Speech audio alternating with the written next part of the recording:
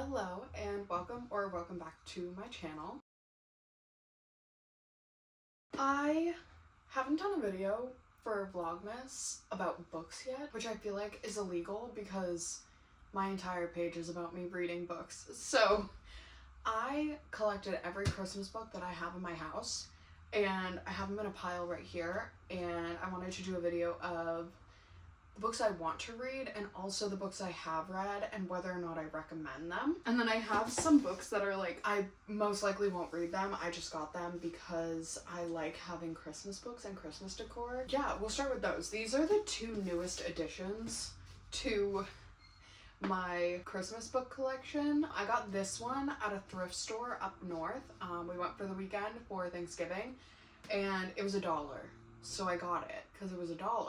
It's called A Convenient Christmas Wife by Rebecca Kurtz, and it says it's love-inspired inspirational romance. It definitely looks like one of those mass-produced Christmas books or like Christmas romance books. Back says a makeshift Christmas family might be just what he needs.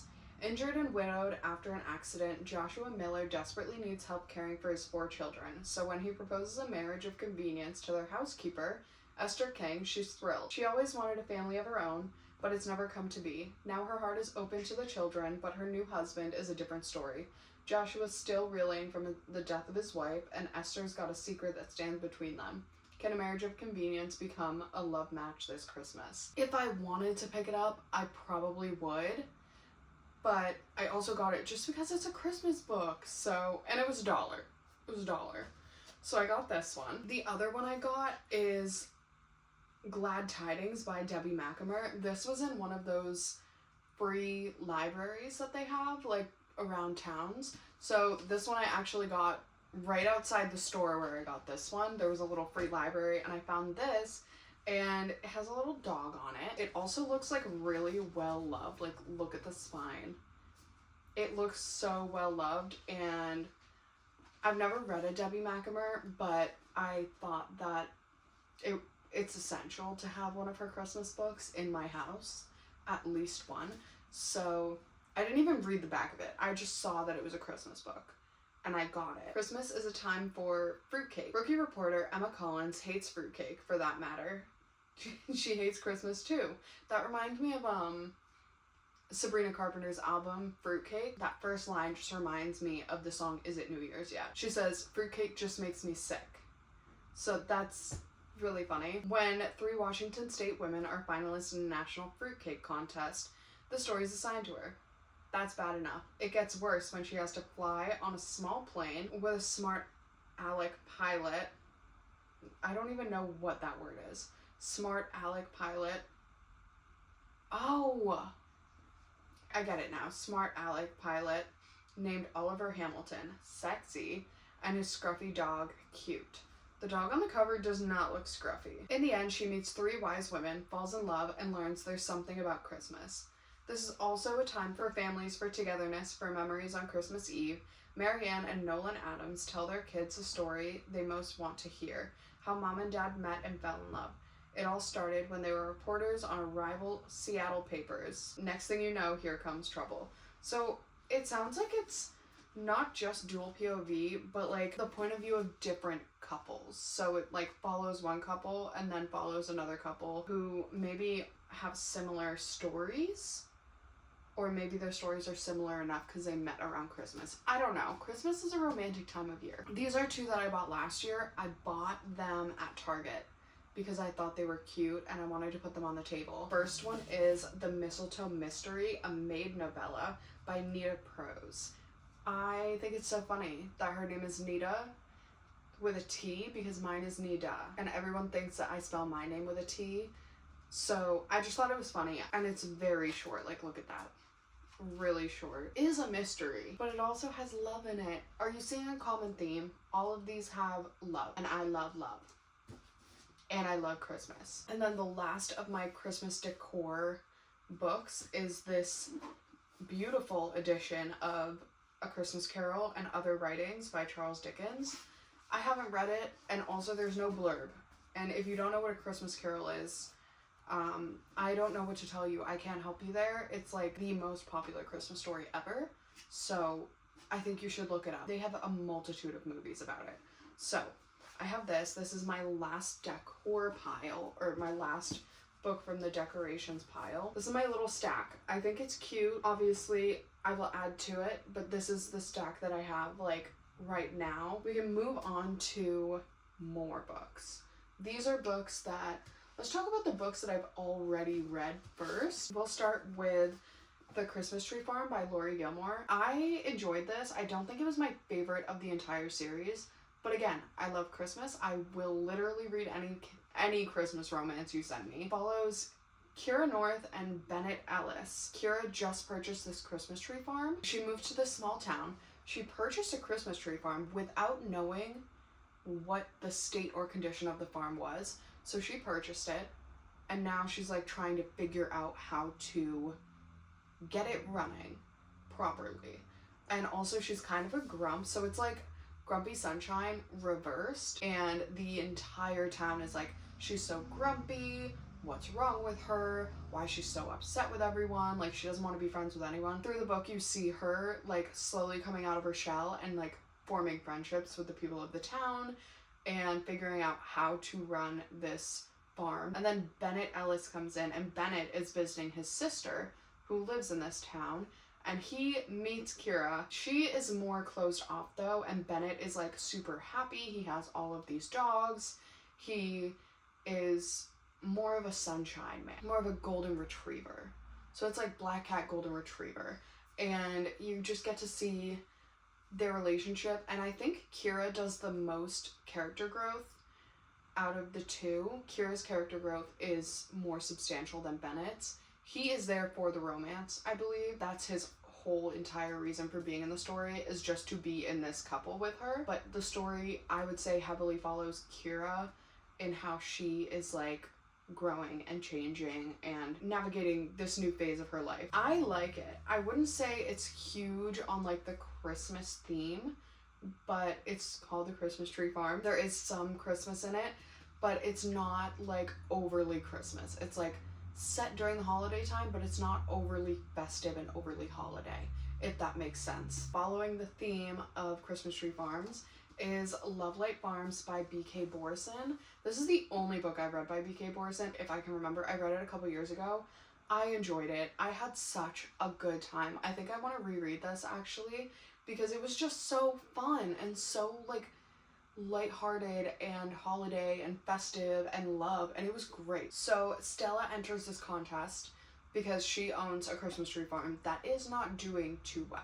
Like, it's doing good, but it's not doing as well, and she needs to like come up with the money to save the farm. So in order to make it super festive and holiday and love and like try to get the edge up for this contest she applied to, she asks her boy best friend to pretend to be her boyfriend. And it's fake dating, obviously, and we all know how that goes. He has been in love with her for so long. Everyone around her knew that this man loved her and wanted to be with her, and she was the one who was kind of keeping them apart, if I can remember correctly. It was great. It was fantastic. If this was a movie, I would watch it over and over and over again. So I think I'm definitely going to reread this. I had a very good time with it the first time. Everything I wanted in a holiday romance. It incorporated all of the holiday things. They're both Christmas Tree Farm books, but this one has the holiday setting and less of like holiday stuff. Like, yes, she's selling Christmas trees. Yes, you know, she has a Christmas tree farm, but this book is less holiday focused from what I can remember. This book is heavily holiday focused. I love it, and I want to read it again, so I'm going to. The next book is The Christmas Fix by Lucy Score. This is about Noah and Catalina, and I think this is like a part of a series, and this is just the Christmas like spin-off or Christmas edition of the series. But basically Noah is a single dad, and he's the town manager of this small town. A huge flood happens, and the town is essentially destroyed.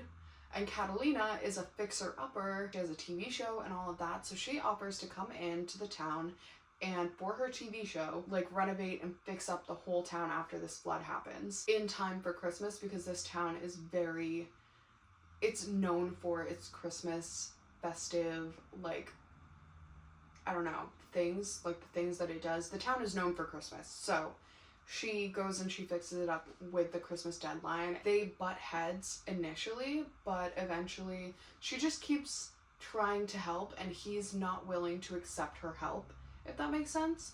He kind of just doesn't trust that she is actually there to help. He thinks that she's just there for the views and the promotion of like, oh, she did great, she helped this town that was in need. But she actually does want to help the town, and eventually they fall in love with each other. So this one was good. It wasn't my favorite thing ever that was written by Lucy Score, and it also wasn't super heavy on Christmas. Like, it's called The Christmas Fix, so I would have expected more Christmas, but it starts around, I want to say like Thanksgiving time, because it's about her fixing up this town in time for Christmas. There's not a whole lot of Christmas stuff in it.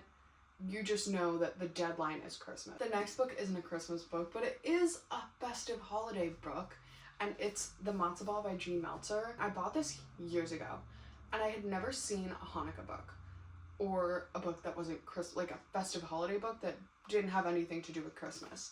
And then I saw this, and I immediately got it, and I read it, and it was so good. It was so cute. I had such a good time, and I'm probably gonna reread this year as well because it's just so fun. It's about Rachel and her childhood nemesis, Jacob Greenberg. And Rachel essentially she has a chronic illness, and it's like she's like always tired and always like she doesn't have the energy to do things. So she's an author, but the funny thing is she's Jewish. She is an author of Christmas books. She writes Christmas, and I think her family doesn't know she's a Christmas romance novelist. Her publisher knows she's Jewish, and they're trying to push her to like write a Hanukkah romance. And she just has such a hard time trying to figure out, like, thinking of Hanukkah in the way that she thinks of Christmas, because she thinks that Christmas is this magical, festive, beautiful, fun time full of lights and colors and cheer and joy, and she just doesn't see Hanukkah in the same way. So it makes it difficult for her to write a book about Hanukkah. And then she meets Jacob. Basically, they have this grudge against each other, and they're adults, but they've had this grudge since childhood. So when they end up meeting and hanging out with each other again, they still have this grudge. But eventually, as she spends more time with him, she starts to see the magic of Hanukkah and love, and she starts to let him in, and they form a relationship, and she starts to like Hanukkah in the same way that she starts to see Hanukkah in a similar way that she sees Christmas. So I thought it was really cute. And my grandmother always makes matzo ball soup because my grandparents are Jewish. So I was like, oh my god, yay, I get to read a Hanukkah romance. Like, I've never seen anything like it. And it was called The Matzo Ball. I thought it was really cute. So I'm gonna read this again, for sure. And I also have another book by Jean Meltzer in my to-read pile, so we'll be talking about that. And the last book we have is The Holiday Swap by Maggie Knox. This is my book of the month edition. I read it so long ago that I can't remember what it's about. I remember that they're twins and they switch places, and one of them is in a baking competition and the other one is running their family bakery, and then they meet men and they fall for these men. But that's all I know. I don't remember the extent of it, so maybe it's time to brush up and see if I actually do remember or if I like it more than I did last time. But that's all I remember. Like, see, the thing with that is, like, maybe it's good and I should reread it because I don't remember a whole lot, or maybe I didn't like it enough to remember it or recall it, or maybe it just wasn't good enough to, like, have a space in my memory. Now we're gonna move on to the books that I want to read that are on my TBR pile. I just got this book like 2 weeks ago, and it's Good Spirits by B.K. Borison. Look at the cover, and then it also has sprayed edges. I'm not a huge fan of sprayed edges, but I feel like on a Christmas romance, it just makes sense. This follows Nolan Callahan and Harriet York. So Nolan is actually the ghost of Christmas past, and his whole existence is just to haunt people. I'm thinking maybe like the ghost of Christmas past, like thinking back to the Christmas Carol. What does the ghost of Christmas past do? It brings you to your past to help you realize like the things that you did wrong or whatever. So anyways, he meets Harriet, and she has tried her best to be a good person, so like maybe she is good, and it actually says she's really sweet, so I think she is good. I don't know why she's being haunted. With the deadline of Christmas Eve fast approaching, will they find the key to their futures in each other's past, or will they stay firmly in the present, indulging in their unexpected spirited connection? Aside from the fact that it's Christmas, it just looks really cute. Like, the cover looks really cute, and I know they have 2 different editions of this. So there's this one, and then I think there's one with a red cover. But I got this one because at the bookstore I was at, this was the only one they had, like this cover, and I like it. I think it's cute. That's Good Spirits by B.K. Borison. I don't know much about it other than the fact that he's haunting her, and she doesn't know why he's haunting her. The Ghost of Christmas Past is supposed to like help you come to a realization, so maybe he's like bringing her to her past to help her realize something, but also he has never really felt any joy in the fact that he's the ghost of Christmas past. He just wants to move on and like live out his afterlife dreams. And then he meets her and he's like, oh, I start thinking about a future. And the next one is A Cat Cafe Christmas by Cody Gary. I got this a couple years ago because it's called A Cat Cafe Christmas. And if you're new here, hi, my name is Nita. I love cats. So I got this because it's cats and Christmas, and it's perfect because what could be more perfect than cats and Christmas? It basically follows Kara, and she meets Ben. And so she opens this cat cafe, but it's Christmas time, and the cafe is not doing great. So she meets this marketing guy. Yeah, he's a marketing guru. He tries to help her gain more traction at the cat cafe. Then they fall in love because he's helping her with cats at Christmas time. For Christmas this year, I want another cat. I want a cat so bad. Like, I want another cat so bad. And you probably think I'm crazy. You're like, Nita, why do you need another cat? You have 2. I want another one. I have an abundance of room in my heart for an abundance of cats, and I want one for Christmas. And my mom and my boyfriend told me that I can't get another cat for Christmas. So I'm gonna read this book and get my little Christmas cat fix from here. The next one is the second Hanukkah romance that I've ever found.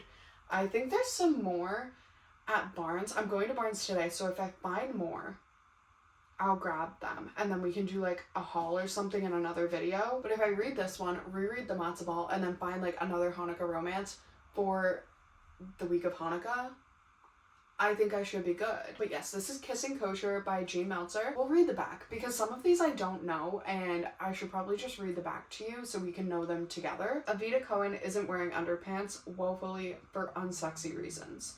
Chronic pelvic pain. Maybe it's like a thing in Jean Meltzer's books where like her main character has to have like a chronic illness or pain or something, because in the matzo ball the girl had a chronic illness, and then in this Avita has chronic pelvic pain. Ethan soon finds himself more interested in A than stealing family secrets, especially as he helps her find the chronic pain relief and pleasure she's been missing.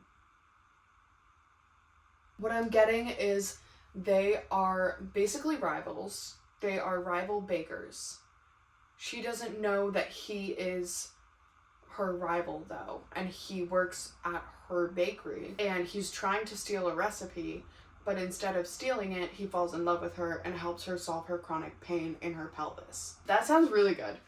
The next one is A Winter in New York by Josie Silver. I don't even know if it's Christmas, but it looks Christmas. If it's not, then I can read it in January. When Iris decides to move to New York City to restart her life, she realizes she's underestimated how big the Big Apple really is. But Bobby, Iris's best friend, isn't about to let her hide away. He drags her to a famous autumn street fair in Little Italy. A little family-run gelateria catches her eye. Could it be the same shop that's in an old photo of her mother's? Curious, Iris returns the next day and meets handsome Gio, who tells her that the shop is in danger of closing. His uncle, sole keeper of their family's gelato recipe, is recuperating from a stroke and can no longer remember it. When Iris samples the last remaining batch, she realizes that their gelato and her gelato are one and the same. Iris offers her services to help recreate the flavor and soon finds herself falling for Gio and his family. So, not Christmas, but winter, and about Iris and Gio. From that, I'm thinking Iris's mom and Gio's uncle were in love and created the gelato together, because why would her mom have the recipe? But we'll see. It would be really weird if Iris was actually the uncle's daughter and then fell for Gio, because that would just be very strange. But I don't know why my brain immediately went to that. Why did my brain immediately go to her being his cousin? Home for the Holidays by Taylor Hahn. I actually just got this one.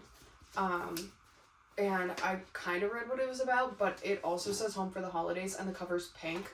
So that's really all I saw when I ordered it. For wedding singer Mel Hart, the holidays have always retained a certain magic. Her mother, Connie, always managed to pull off spectacular Santa hijinks that convinced Mel to keep believing in Santa way longer than other kids. Those moments meant everything to Mel because for the rest of the year, life was unpredictable due to her mother's alcohol use. But 2 weeks before Christmas, Mel gets a call from the hospital. Her mother has died.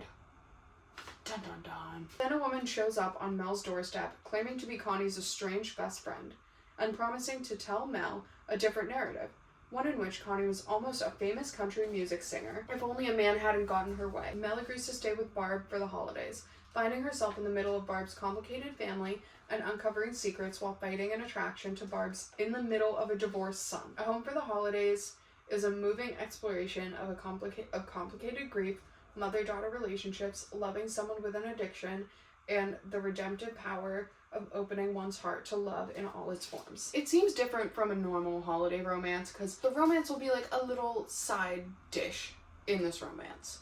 Or in this book. It'll be like a side dish. Because, oh my god, I didn't even know. There's a menorah here. There's a menorah in the window. I don't think it's a Christmas one. Well, obviously she celebrates Christmas, but there's a menorah in the window. Oh my god, that's so cute. Okay, and there's a Christmas tree behind it. Oh my god, my brain just processed that. You guys won't be able to see it, but there's a little menorah here. And then there's a Christmas tree behind it, like a shadow of a Christmas tree. That's so cute. I think that the romance with the grandson or the son, the divorced man. Yeah, I think the romance with the divorced man will be on the side. And more of like a found family kind of thing will be happening throughout the book. So I think this will be an interesting read, especially for the holidays, because it's not going to be romance focused. And it might not even be Christmas focused either. It might incorporate the other holidays like Hanukkah. Maybe it'll be the two holidays that I grew up celebrating. Yeah, fun fact. I grew up celebrating Christmas and Hanukkah because we were raised Christian, but my grandparents are Jewish, so we would go over and light the menorah and hang out with them and eat all of the Hanukkah foods, and it was delicious and a grand old time. And then every Christmas, my grandparents, we would go to their house, like, Christmas Day. They'd be like, oh, Santa stopped by and he forgot this present. He left it here for you. And it was just so cute because they didn't celebrate Christmas. And it was just, like, adorable. I loved it. Those are my favorite memories. Sidetracking. I think this is going to be good because it'll be different. It won't be, like, focused on the romance. It'll probably be more focused on Mel and her growth and her grief and how she goes about her grief, and then also like found family kind of thing. So I'm excited for that. The next one I know is not heavily focused on the holidays. It's just set around holiday time, and that is Definitely Better Now by Ava Robinson. This follows Emma, and she has been tasked with coordinating her company's holiday Christmas party. She's also a recovering alcoholic, and she's been sober for a year. And since she got sober, she hasn't been dating anyone. The holidays are already stressful, and I feel like this book is gonna highlight that, and put an emphasis on how stressful it is, because she, like I said, she recovered, she's been sober for a year, she hasn't dated anyone for a year, and now, on top of having to coordinate this whole holiday party for her company, she also been stressed out about external things, like things outside of work. Her mom moved in with her new boyfriend, I suppose, and apparently Emma didn't have a relationship with her dad, and he just like popped up out of nowhere, and she's dealing with all of this stress. She, ends up like talking to the IT guy from her work, and I think they form a relationship. So that's all I really know. I haven't suffered from alcoholism. I don't struggle with that. Like, I am not an alcoholic, so I can't relate to her in that sense.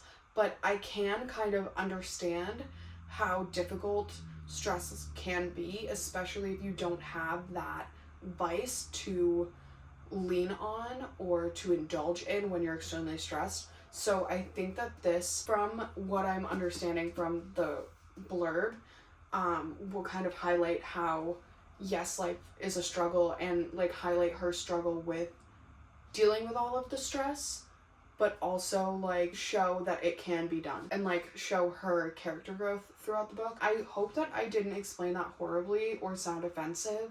I don't mean to in any way. I also don't want to sound like a horrible person and insincere towards alcoholics and alcoholism, because I know it's very difficult to struggle with an addiction like that.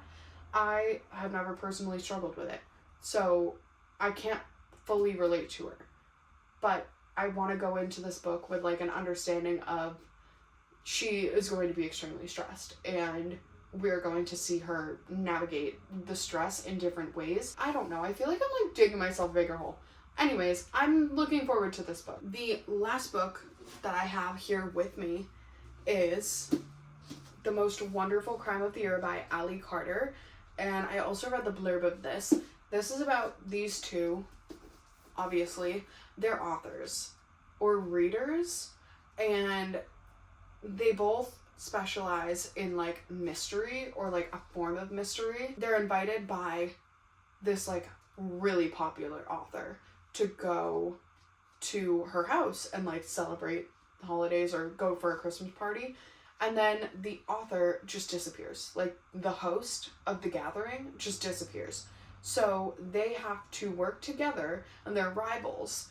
They have to work together to figure out the mystery behind like why she disappeared, where she went, what is happening.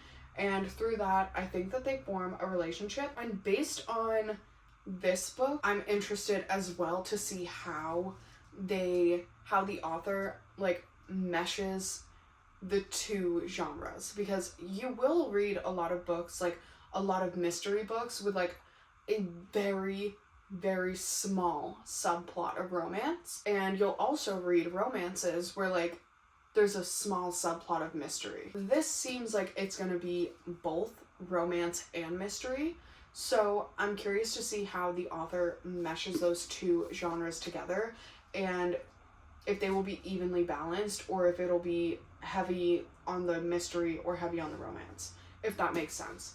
But I'm excited to read this one. And I also think that the cover is really cute. It reminds me of like a comic book. Then the last book is The Gingerbread Bakery by Lori Gilmore. I don't have it with me. I don't know what it's about. I think it's about, from what I'm like thinking, it's about the two characters that I have been waiting for. I have been waiting for their romance. Obviously, the bakery owner and her childhood nemesis, who is also a bar owner, who everyone like, we got glimpses of them in the other books. We didn't see them together. So I think that it's about them finally getting together, and that would be nice to see. I've been waiting for it. I have been waiting so long for that book. So when Chris and I go out tonight, go shopping, we'll stop at Barnes, and if the Gingerbread Bakery's there, and if they have another Hanukkah book, I'm gonna grab those too. So that was it for today's video. I will show you my Christmas socks. Are they not the cutest? I love Rudolph. I love Rudolph. Those are my Christmas socks. My sunshine moments for today. I had a cinnamon bun for breakfast, and I felt amazing, so that's a sunshine moment. Talking about books for the first book video of Vlogmas, because I have not made a book video yet, and it felt illegal, like I said before. So talking about books, and especially about holiday books, I really just want to sit down and read. Like, I want to get started on these books, because I think for the whole month of December, I just want to read holiday romances, or not holiday romances, but holiday-esque books. So I think I might get started on reading some of these because it's a pretty decent pile, and I haven't finished a book yet in December. I don't even think I've picked up a book yet in December, so that's also illegal. It should be a crime. But that was another Sunshine Moment, was talking about these holiday books that I have read, that are on my shelf, and that I'm looking forward to reading. If you enjoyed this video, be sure to like and subscribe, and I will see you in the next video tomorrow. Bye!